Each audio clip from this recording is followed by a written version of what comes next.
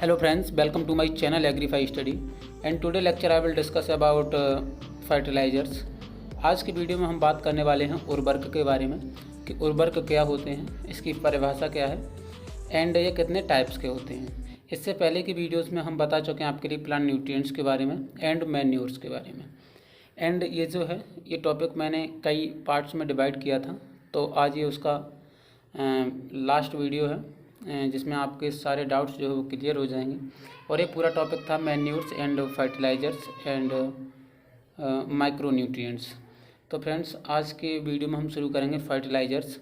तो सबसे पहले मैं बात करता हूँ फर्टिलाइजर्स की डेफिनेशन की। तो fertilizers are industrially manufactured chemical containing plant nutrients. ये जो उर्वरक होते हैं ये फैक्ट्री में तैयार किए गए केमिकल कंटेनिंग प्लांट न्यूट्रिएंट्स होते हैं, ठीक है, जो कि क्या करते हैं, nutrients content higher in comparison to manure. And जो फर्टिलाइज़र होते हैं उसमें जो न्यूट्रिएंट कंटेंट होता है वो ज़्यादा होता है अगर आप कंपेयर करेंगे खाद से, ठीक है। एंड न्यूट्रिएंट रिलीज इमीडिएटली, और जो फर्टिलाइज़र होते हैं वो इमीडिएटली जो न्यूट्रिएंट्स कंटेंट होता है उसके लिए रिलीज़ करते हैं प्लांट्स के लिए। और जो हमारे मैन्योर होते हैं वो स्लो रिलीज न्यूट्रिएंट कंटेंट होता है उनमें, ठीक है। तो ये तो हुआ ऑल अबाउट डेफिनेशन के बारे में। अब हम बात करेंगे क्लासिफिकेशन ऑफ फर्टिलाइजर्स के बारे में। तो फर्टिलाइजर्स को जो क्लासीफाई किया गया है वो ऑन द बहुत डिफरेंट टाइप ऑफ बेसिस हैं जिसके थ्रू हम जो है फर्टिलाइजर्स को डिवाइड करते हैं। तो सबसे पहले मैं बात करूँगा क्लासिफिकेशन ऑफ फर्टिलाइजर में। Fertilizers are classified into on the basis of nutrient present, जैसे कि उन पर जो कंपोजिशन होता है, ठीक है, कंपोजिशन के आधार पर। तो सबसे पहला है हमारा स्ट्रेट फर्टिलाइज़र। स्ट्रेट फर्टिलाइज़र वो फर्टिलाइज़र होते हैं जो केवल एक प्राइमरी प्लांट न्यूट्रिएंट्स को सप्लाई करते हैं। जैसे फॉर एग्जांपल यूरिया। यूरिया जो है वो एक स्ट्रेट फर्टिलाइज़र है। इसमें केवल एक ही जो हमारा प्राइमरी न्यूट्रिएंट है वो पाया जाता है, जो है नाइट्रोजन, जो कि 46% होता है। एंड दूसरा टाइप इसके अंतर्गत आता है वो आता है पर कॉम्प्लेक्स फर्टिलाइजर्स कंटेंट 2 और 3 प्राइमरी प्लांट न्यूट्रिएंट्स, जैसे कि DAP, डाई अमोनियम फास्फेट, जिसमें 18% नाइट्रोजन एंड 46% फास्फोरस पाया जाता है। एंड थर्ड इस पर का जो टाइप्स है वो है मिक्स्ड फर्टिलाइजर। मिक्स्ड फर्टिलाइजर में क्या होता है, कंटेंट्स 2 और more than 2 primary plant nutrients, जैसे कि फॉर एग्जांपल यहाँ पर देखेंगे आप तो 12, 32, 16। फ्रेंड्स यहाँ पर ये 13 हो गया है, इसके लिए आप 12 कर लीजिएगा, ठीक है। तो ये होता है 12, 32, 16। ये जो है मिक्स्ड फर्टिलाइज़र में क्या होता है कि हमारे जो फर्टिलाइज़र होते हैं उसके ग्रेड पाए जाते हैं। तो इसमें 12% नाइट्रोजन एंड 32% फास्फोरस एंड 16% जो है वो पोटास पाया जाता है। एंड अब मैं बात करता हूँ फर्टिलाइज़र क्लासिफिकेशन के अंतर्गत on the basis of low and high analysis fertilizers के टाइप्स में, ठीक है, जिसमें कि ये होता है concentration of primary plant nutrients, कि आपका जो लो एनालिसिस फर्टिलाइज़र है एंड हाई एनालिसिस फर्टिलाइजर, इनको डिवाइड किया गया on the basis of concentrations of primary plant nutrients, जिसमें फॉर एग्जांपल NPK।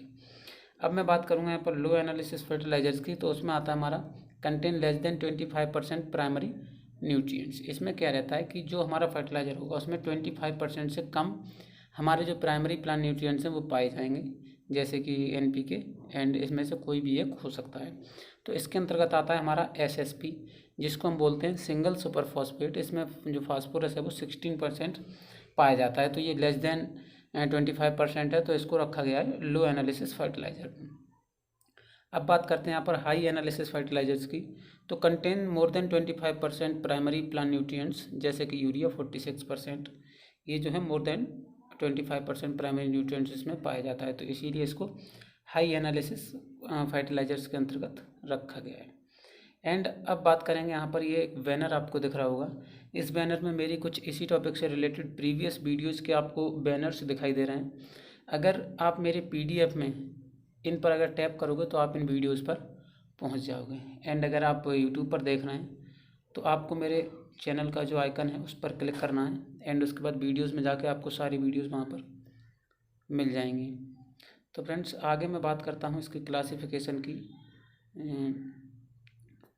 तो इसमें आपको अभी मिलेगा, यहाँ पर देखिए, fertilizers can also be classified based on इनकी जो फिजिकल फॉर्म होती है, ठीक है, इनकी भौतिक आधार या भौतिक फॉर्म के आधार पर इनको क्लासीफाई किया गया है solid fertilizers and liquid fertilizers में।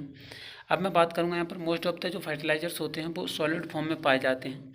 एंड जो सॉलिड फॉर्म होती है वो भी सेवरल प्रकार की, अलग अलग प्रकार की रहती है। जैसे कि जो पाउडर फॉर्म होती है वो भी सॉलिड ही है, तो इसमें आपका सिंगल सुपर फॉस्फेट आ जाता है। एंड अगर क्रिस्टल्स के रूप में आप फर्टिलाइजर को देखेंगे तो उसमें अमोनियम सल्फेट होता है। एंड ग्रेन्यूल्स के रूप में आप देखेंगे तो होलैंड ग्रेन्यूल्स जो फर्टिलाइजर है वो उसमें ग्रेन्यूल्स के रूप में पाया जाता है। एंड आप ब्रिक्वेटस के रूप में देखेंगे तो यूरिया ब्रिक्वेटस भी एक फर्टिलाइज़र आता है। एंड इसके और भी एग्जांपल हैं, बट मैं आपको यहाँ पर 2 या 3 एग्जांपल या फिर एक एग्जांपल ही मेंशन कर रहा हूँ, ठीक है।